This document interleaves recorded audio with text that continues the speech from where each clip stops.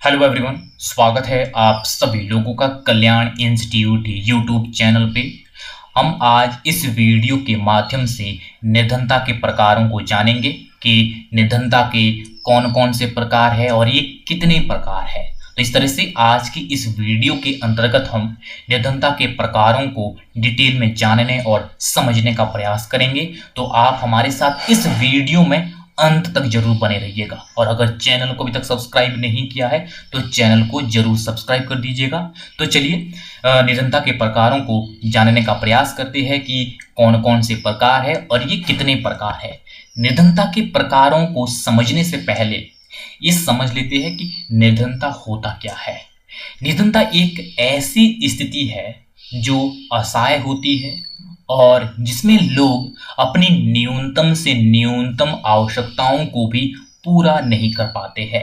इनके पास इतने पर्याप्त मात्रा में संसाधन या धन नहीं होता है कि जिससे वो अपनी न्यूनतम से न्यूनतम जरूरतों आवश्यकताओं को पूरा कर सके। ये न्यूनतम आवश्यकताएं क्या क्या होती है? ये भोजन होता है, आवास होता है, कपड़ा, शिक्षा, स्वास्थ्य।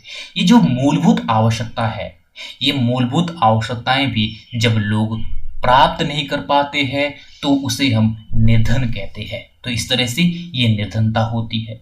निर्धनता ये एक ऐसी पीड़ादायक स्थिति होती है जिससे कोई भी व्यक्ति नहीं गुजरना चाहता है।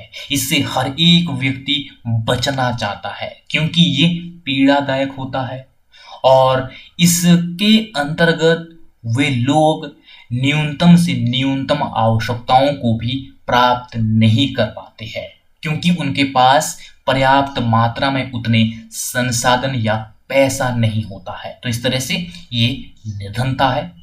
अब हम इसके बाद निर्धनता के प्रकारों को जान लेते हैं कि निर्धनता के कौन कौन से प्रकार है और ये कितने प्रकार है।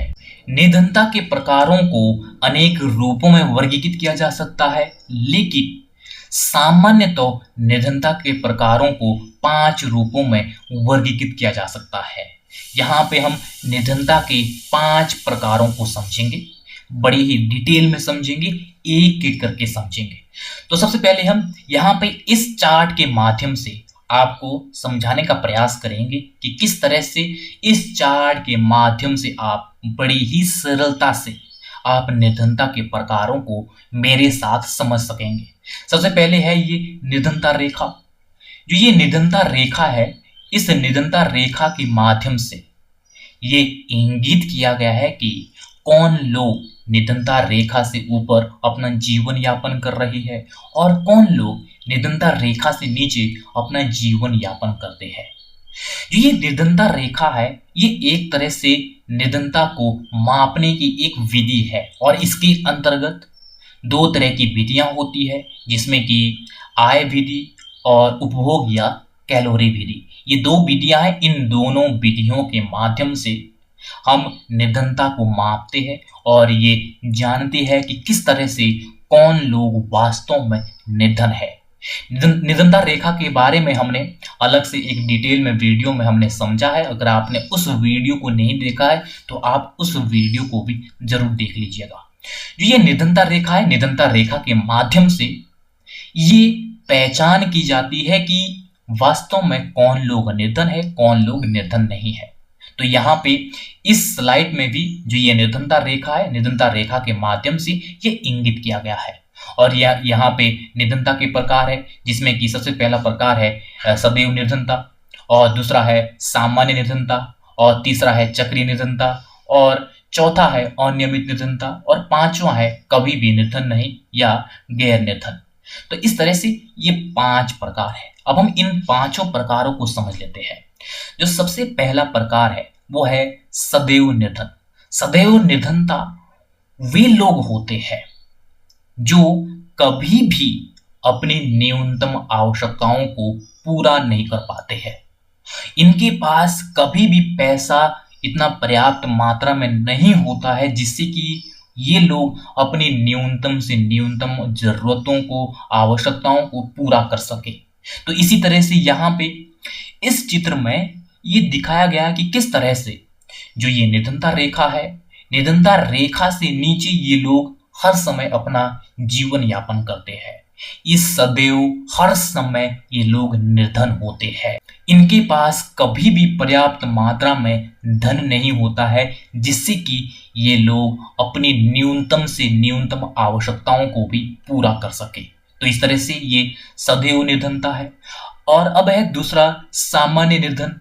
सामान्य निर्धन ये ऐसे लोग होते हैं, इनके पास कभी कभी धन आता है और जिससे कि ये लोग उस धन से अपनी न्यूनतम जरूरतों को, न्यूनतम आवश्यकताओं को पूरा कर लेते हैं, लेकिन बाकी समय ये लोग निर्धन होते हैं।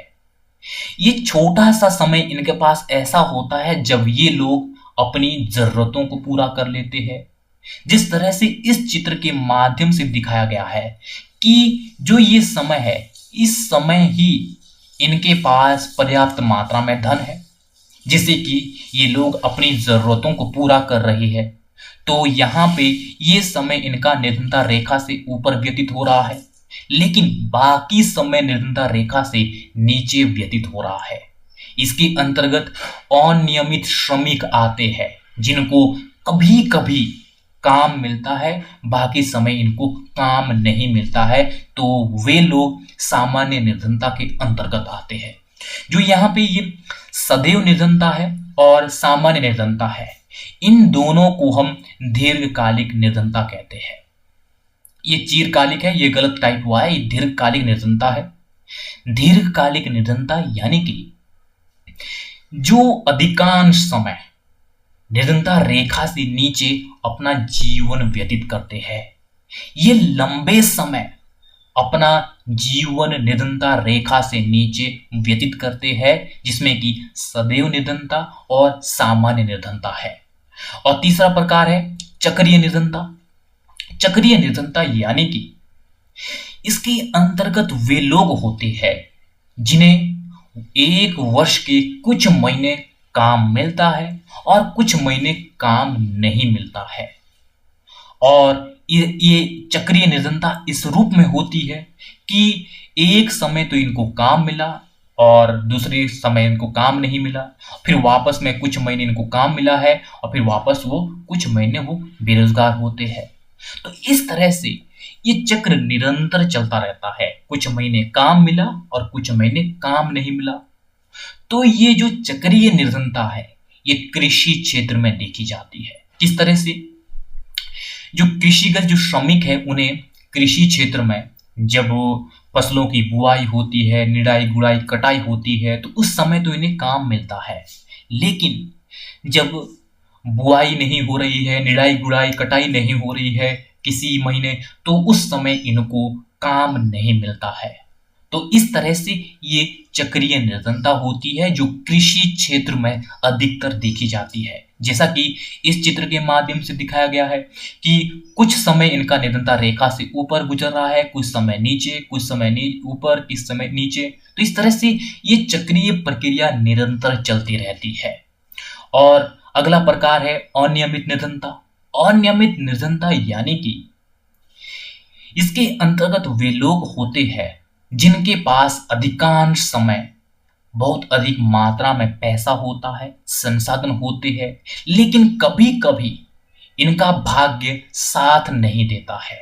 अचानक कुछ ऐसी स्थिति हो जाती है इनके साथ जो उस समय उनके पास संसाधन की कमी होती है, धन की कमी होती है, जिससे कि उस दौरान ये लोग अपना जीवन निर्धनता रेखा से नीचे व्यतीत करते हैं। जैसे कि इस चित्र के माध्यम से दिखाया गया है कि किस तरह से इनका जो कम समय निर्धनता रेखा से नीचे गुजर रहा है, लेकिन अधिकांश समय इनका निर्धनता रेखा से ऊपर गुजर रहा है, क्योंकि इनके पास अधिकांश समय पैसों की कमी नहीं होती है, लेकिन कभी कभी अचानक ऐसी स्थिति हो जाती है जिस समय इनके पास अपनी न्यूनतम आवश्यकताओं को पूरा करने के लिए इनके पास पर्याप्त मात्रा में धन नहीं होता है, संसाधन नहीं होता है, जिससे कि ये न्यूनतम जो आवश्यकताएं हैं उन आवश्यकताओं को भी पूरा नहीं कर पाते हैं, जिसकी बदौलत वो निर्धनता रेखा से नीचे अपना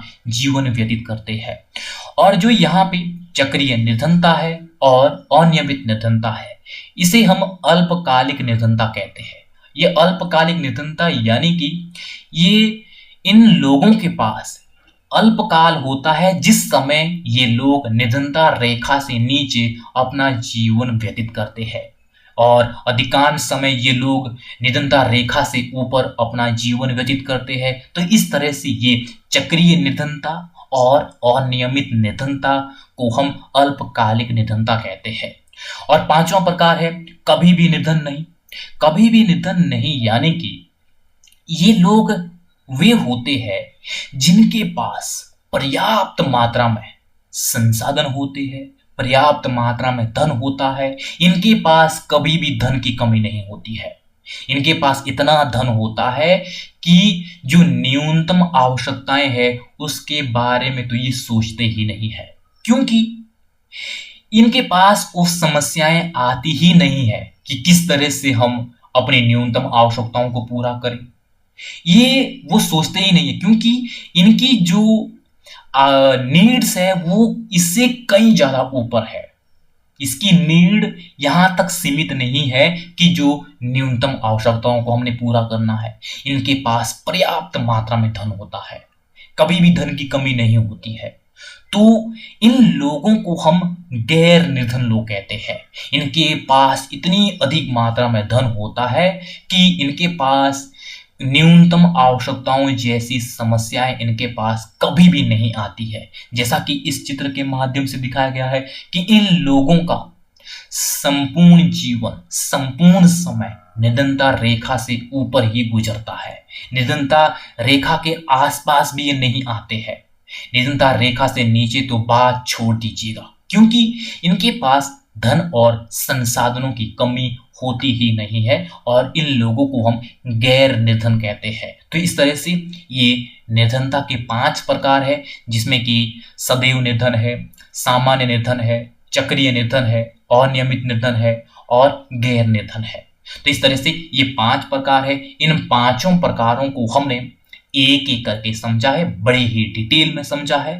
तो मुझे उम्मीद है कि आपके लिए जो ये आज की वीडियो है, ये वीडियो काफ़ी उपयोगी रही होगी। और अगर आपने चैनल को अभी भी सब्सक्राइब नहीं किया है तो चैनल को जरूर सब्सक्राइब कर दीजिएगा।